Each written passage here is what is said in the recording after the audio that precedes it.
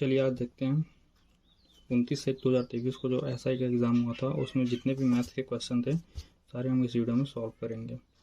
तो सबसे पहला क्वेश्चन था 3 की पावर 25 प्लस 3 की पावर 26 प्लस 3 की पावर 27 प्लस 3 की पावर 28 ये संख्या किस संख्या से विभाजित होगी।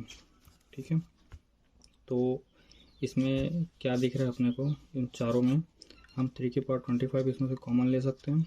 ठीक है, तो इसमें से चारों में से 3 की पावर 25 कॉमन लेने पर इसमें क्या बचेगा, 3 की पावर 25 इसमें लिया तो 3 की पावर 25 इसमें बचेगा 1, इसमें बचेगा 3 की पावर 1, तो 3 की पावर 1 इक्वल टू 3, इसमें बचेगा 3 की पावर 2, 3 की पावर 2 कितना होता है 9, प्लस इसमें तो बचेगा 3 की पावर 3, तो 3 की पावर 3 कितना होता है 27। अब इसमें से इन चारों को ऐड करेंगे, चारों को ऐड करने के बाद इसमें क्या बचेगा 3 की पावर 25 इंटू 14। अब 3 की पावर 25 को अपन किस तरीके से लिख सकते हैं, 3 की पावर 24 इंटू 3 ऐसा लिख सकते हैं इसको, है ना। तो उसके बाद 3 की पावर 24 इंटू 3 इंटू 14, इन दोनों का गुणा करेंगे, इन दोनों का गुणा करने पर हम लोग क्या मिलेगा 120। तो अब यहाँ पे देख रहे हैं अपन 120 किससे डिवाइड हो सकता है, 120 30 से पूरे तरीके से डिवाइड हो जाएगा, तो इसका आंसर आएगा 30। अगला क्वेश्चन क्या बोल रहे हैं, दो समरूप त्रिभुज के क्षेत्रफल का अनुपात 4:3 है, तो उनकी भुजाओं का अनुपात क्या होगा। ठीक है, तो यहाँ पे अपन त्रिभुज के क्षेत्रफल का अनुपात को अपन ले लेते हैं A1 स्क्वायर अनुपात A2 स्क्वायर। ठीक है, क्षेत्रफल है तो अपन स्क्वायर में लिख सकते हैं इसको, इक्वल टू कितना बोल रहा है इसमें 4:9। तो जब क्षेत्रफल का अनुपात 4:9 है तो भुजा का अनुपात अपन क्या लेंगे A1 अनुपात A2। ठीक है, इक्वल टू इसका जो स्क्वायर है वो इधर आ जाएगा। ठीक है, तो ये रूट में आ जाएगा। उसके बाद A1 अनुपात A2, जब इसको अपन सॉल्व करेंगे तो ये होता है 2, ये होगा 3, तो इसका आंसर होगा 2:3। अगला क्वेश्चन क्या बोल रहा है कि एक आदमी यात्रा पर निकलता है और कुल 5 घंटे 15 मिनट की यात्रा करता है। दूरी का पहला आधा भाग उसने 60 किलोमीटर प्रति घंटा और दूसरा आधा भाग 45 किलोमीटर प्रति घंटा की गति से तय करता है। उसने कुल कितनी दूरी तय की। अब यहाँ पे थोड़ा सा समझना, क्वेश्चन में क्या बोल रहा है, वो आदमी 2 बार दूरी तय करता है ना, आधा आधा करके, और दोनों बार उसकी चाल जो है अलग अलग रहती है। पहला बार रहता है उसका 60 किलोमीटर प्रति घंटा, दूसरा बार रहता है उसका 45 किलोमीटर प्रति घंटा। ठीक है, अब यहाँ पे इसका एक फॉर्मूला होता है, जब चाल 2 बार हो और दोनों चाल मतलब दोनों की गति अलग अलग हो, तो इसका फॉर्मूला होता है दूरी इक्वल टू चाल 1 इंटू चाल 2 बटे चाल 1 प्लस चाल 2 इंटू कुल समय।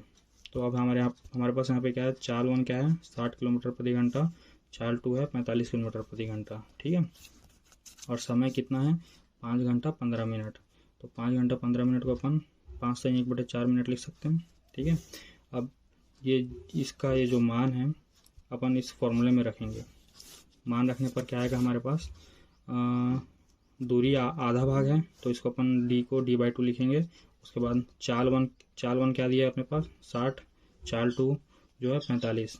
ठीक है, उस तरीके से चाल 1 प्लस चाल 2 60 प्लस 45 इंटू कुल समय कितना है 5 से 1/4, 5 से 1/4। ठीक है, अब आगे देखते हैं। अब जब इसको सॉल्व करेंगे, कंप्लीट इसको सॉल्व करेंगे तो हमारे पास क्या बचेगा 15 इंटू 9। ठीक है, 15 into d/2 equal to 15 into 9। अब इसका जो 2 है वो इधर ट्रांसफ़र हो जाएगा, तो d equal to 15 into 9 into 2। तो जब इसको सॉल्व करेंगे तो इसका आंसर आएगा 270 किलोमीटर। ठीक है, 270 किलोमीटर। अगला क्वेश्चन देखते हैं, एक व्यक्ति किसी वस्तु को 15% लाभ पर बेचता है। यदि उसने इसे 6 रुपये अधिक पे बेचा होता तो उसे 18% का लाभ होता। व्यक्ति ने वह वस्तु कितने रुपए में खरीदी थी। यहाँ पे क्वेश्चन को ध्यान से पढ़ना तो आपको इसी में इसका आंसर मिल जाएगा। ठीक है, इसमें क्या बोल रहा है, व्यक्ति किसी वस्तु को 15% लाभ पर बेचता है। ठीक है, उसके बाद यदि उसने 18% लाभ पर बेचा होता, उसने यदि 6 रुपये अधिक पर बेचा होता तो उसे 18% लाभ होता। तो यहाँ पर सीधा सीधा समझ में आ रहा है, यदि 18 को अपन 18 में 15 माइनस करेंगे तो बचेगा कितना 3%। ठीक है, 3% किसके बराबर है 6 रुपये के बराबर। चलो देखते हैं क्वेश्चन में, किसी वस्तु को बेचने पर लाभ इक्वल टू 15%, 6 रुपये में अधिक बेचने पर लाभ इक्वल टू 18%। ठीक है, तो 18 में से 15 माइनस करेंगे तो कितना बचेगा 3%। है ना। तो इसमें क्या बोल रहा है, यदि 6 रुपये पर अधिक बेचा होता तो उसे 18% का लाभ होता, है ना। तो मतलब 3% अधिक बेचेगा तभी तो उसे 3% में अधिक बेचेगा, है ना। तो 3% इक्वल टू किसके बराबर हुआ, 6 रुपये के बराबर। तो 1% किसके बराबर होगा, 6/3 इक्वल टू 2 रुपये के बराबर। तो जब 1% जो है वो 2 रुपये के बराबर है तो 100% किसके बराबर होगा, तो इसको अपन निकाल लेंगे, 2 से 100 का गुणा कर देंगे, ठीक है। तो कितना आएगा, 200 रुपये। तो इसका आंसर होगा 200 रुपये। अगला क्वेश्चन है, कितने वर्षों में कोई धनराशि 25% प्रति वर्ष साधारण ब्याज की दर पर तिगुनी हो जाएगी। तो इसका भी एक सिंपल सा फॉर्मूला है। अब अपने को इसमें क्या याद करना है, कितने वर्षों में, मतलब इसमें अपने को समय याद करना है। समय का फॉर्मूला ये होता है, एक गुना -1। गुना मतलब यहाँ पे जो राशि बोल रही है तिगुनी हो जाएगी, तो यही होगा 3 गुना, ठीक है। तो यहाँ पे गुना -1 अपॉन दर इंटू 100, ठीक है। तो गुना कितना है, 3 गुना, तो 3 -1 अपॉन दर कितना बोल रहा है, 25%, 25 इंटू 100। तो जब इसको सॉल्व करेंगे 25 से 4 बार में कट जाएगा, 3 - 1 इंटू 2, तो 4 इंटू 2 आएगा 8, तो 8 वर्ष। इसका आंसर होगा 8 वर्ष। और इसको एक और तरीके से अपन सॉल्व कर सकते हैं, चलिए देखते हैं। मूलधन मान लेते हैं P, दर दिया इसमें 25%, समय अपने को निकालना है। मिश्रधन इसमें कितना बोला है, साधारण ब्याज की दर पर तिगुनी हो जाएगी, तो अपन 3P ले लेते हैं। तो साधारण ब्याज क्या हो जाएगा, साधारण मिश्रधन बराबर क्या होता है, मूलधन धन ब्याज, ठीक है। मूलधन अपन ले लिए P, तो P में 2P जोड़ेंगे तो मिश्रधन निकल जाएगा, P + 2P equal to 3P। अब ये सारे मान को इस फॉर्मूला में रख देंगे।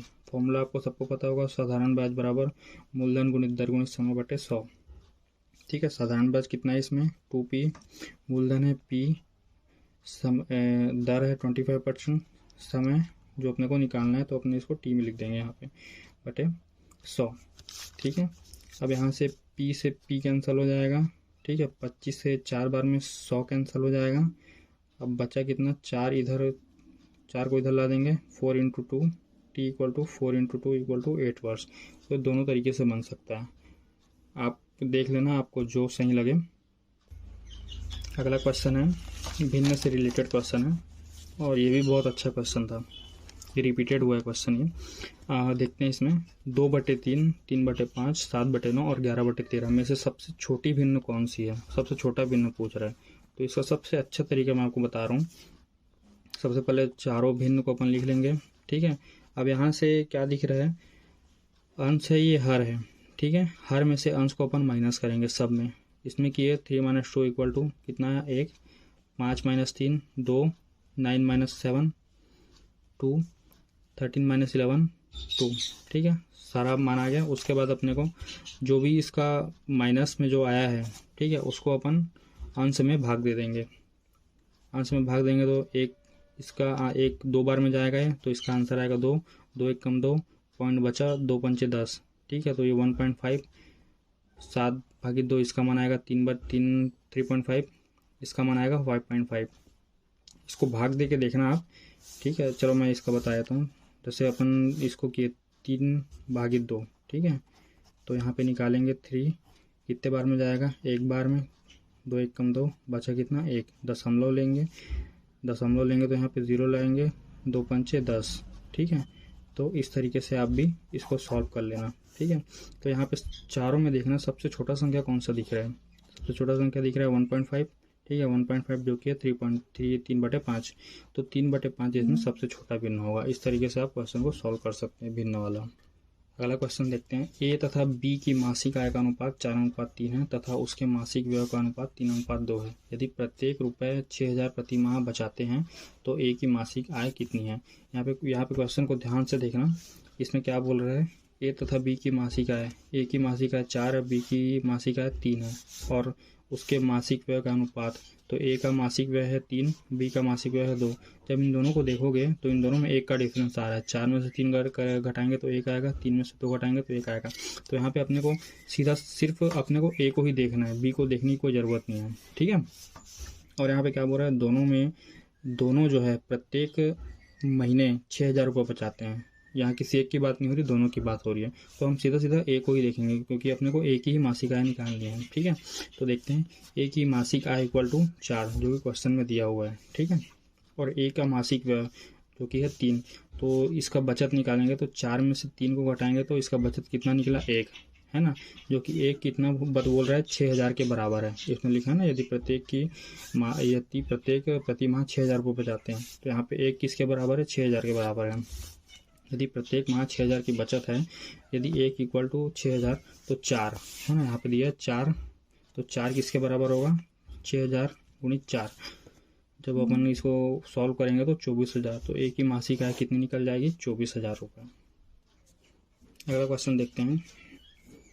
यहाँ पे क्या दिया है 0.1 square plus 0.01 square plus 0.009 square upon 0.01 square plus 0.001 square plus 0.009 square. ठीक है, यहाँ पे क्वेश्चन को ध्यान से देखना, आपको एक चीज़ समझ आएगा। हम इसको 0.01 को इस तरीके से लिख सकते हैं 0.01 इक्वल टू 0.1/10, इस तरीके से लिख सकते हैं ना। तो वही बस इस क्वेश्चन में भी मैं वही किया हूँ कि जो भी हर में है उसको अपन इस तरीके से लिख दें। जैसे 0.01 स्क्वायर है तो इसको 0.1/10 का स्क्वायर, 0.001 है तो 0.01/10 स्क्वायर, ठीक है, 0.09/10, ठीक है, स्क्वायर। तो ये आपको पता ही होगा।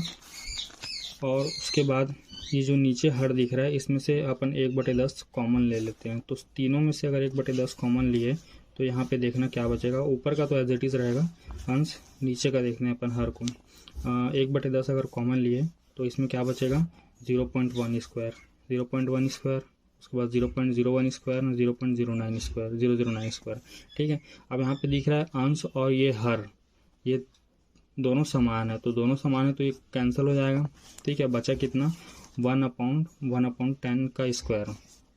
ठीक है, जब इसको अपन ऊपर इस तरीके से लिखेंगे 1/10 का स्क्वायर, इसको अपन ऐसे लिख सकते हैं 10 का स्क्वायर, जब ये पलट के आएगा तो /1 ऐसा लिख सकते हैं ना। तो बस मैं वही किया हूँ। और ये अंडर रूट में तो ये इसका स्क्वायर और रूट कैंसिल हो जाएगा, तो कितना बचेगा 10, तो इसका आंसर आएगा 10। अगला क्वेश्चन देखते हैं। ये जो क्वेश्चन है ये नदी और धारा वाला, ये सिर्फ क्वेश्चन को घुमा दिया है, बाकी क्वेश्चन कुछ भी नहीं है।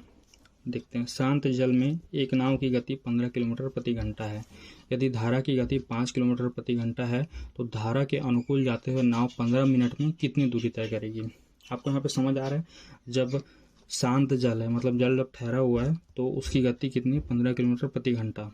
ठीक है, यदि धारा की गति 5 किलोमीटर प्रति घंटा है, अभी जब जल शांत था तो उसकी गति थी 15 किलोमीटर। ठीक है, अब जो धारा की गति वो 5 किलोमीटर प्रति घंटे है, तो इन दोनों को अपन ऐड कर लेंगे सीधा सीधा।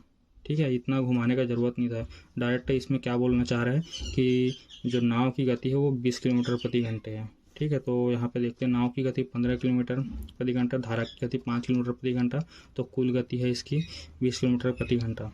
गति मतलब चाल। ठीक है, और समय कितना बोल रहा है 15 मिनट।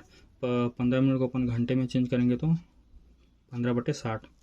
ठीक है, अब आगे आपको एक फॉर्मूला पता होगा, दूरी बराबर चाल गुणित समय। ठीक है, दूरी अपने को निकालना है। चाल कितना दिया है अपन यहाँ पे देखें 20 किलोमीटर प्रति घंटा, और समय कितना बोल रहा है 15/60। ठीक है, तो जब अपन इसको सॉल्व करेंगे 20 को अपन ये 3 बार में जाएगा, 3 5 बार में जाएगा। ठीक है, तो दूरी कितनी आ रही है 5 किलोमीटर, तो इसका आंसर आएगा 5 किलोमीटर। अगला क्वेश्चन देखते हैं। चीनी की कीमत में 20% की वृद्धि की जाती है। चीनी की खपत में कितने प्रतिशत की कटौती की जाए जिससे चीनी पर व्यय में कोई अतिरिक्त वृद्धि ना हो। इसमें क्या बोल रहा है, जब चीनी की कीमत में 20% की वृद्धि करते हैं तो चीनी की खपत में कितने प्रतिशत की कटौती की जाए कि चीनी पर व्यय में कोई अतिरिक्त वृद्धि ना हो। समझ आ गया क्वेश्चन। चलिए इसको सॉल्व करते हैं। तो चीनी की कीमत में वृद्धि कितना हुआ है 20%, और 20% किसके बराबर होता है 20% होता है 1/5 के बराबर। ठीक है, आपने अगर प्रतिशत और अनुपात को अच्छे से पढ़ा होगा तो आपको ये समझ में आएगा। 20% होता है 1/5 के बराबर। तो अब क्वेश्चन में देखते हैं, पहले कितना था चीनी की कीमत 5। ठीक है, अब 5 से हो गया 6, यानी कि वो सीधा 1 बढ़ गया, है ना। 1 बढ़ गया। 1 कैसे बढ़ा? 100 को जब अपन 5 भाग में डिवाइड करेंगे तो उसका 1 भाग कितने के बराबर होगा? 20 के बराबर होगा। तो उसी तरीके से जब 5 था तो 1 बढ़ा तो 6 हो गया, तो अपने को फिर से उसको 5 में लाना है, तो 1 माइनस करेंगे। तो इसका फॉर्मूला होता है परसेंट में कम इक्वल टू 1/6 इंटू 100। तो इससे डायरेक्ट हो जाएगा 100/6। तो जब इसको अपन सॉल्व करेंगे तो ये आएगा 16 से ही 2/3%। ये होगा इसका फाइनल आंसर। आपको वीडियो पसंद आया होगा तो लाइक और शेयर कर देंगे। धन्यवाद।